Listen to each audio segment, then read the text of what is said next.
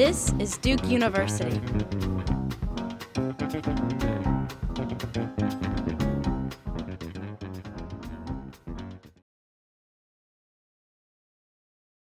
Both Algeria and Egypt are countries that very early got heavily into football. In fact, Egypt was one of the earlier members of FIFA. They played in the Olympics before there was a World Cup. So Egypt actually has a very long, illustrious history in football, and one of the first to really kind of non-European nations to play in many of these competitions.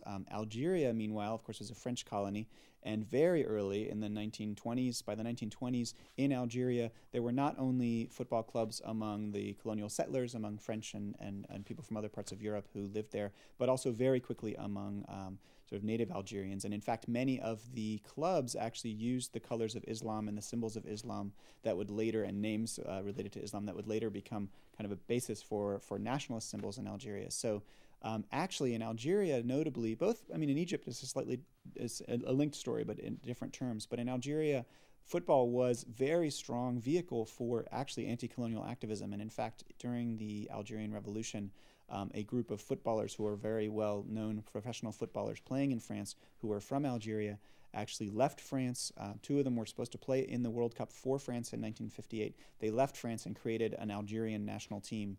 So there was an Algerian national team before there was an Algerian nation, and the idea was, in a sense, they became diplomats and representatives for the revolution. So in a sense, I think there and throughout Africa, even though it was a game that was brought by Europeans, it very quickly became something people considered to be really theirs, and even a great vehicle for challenging Europeans. Produced by Duke University, online at duke.edu.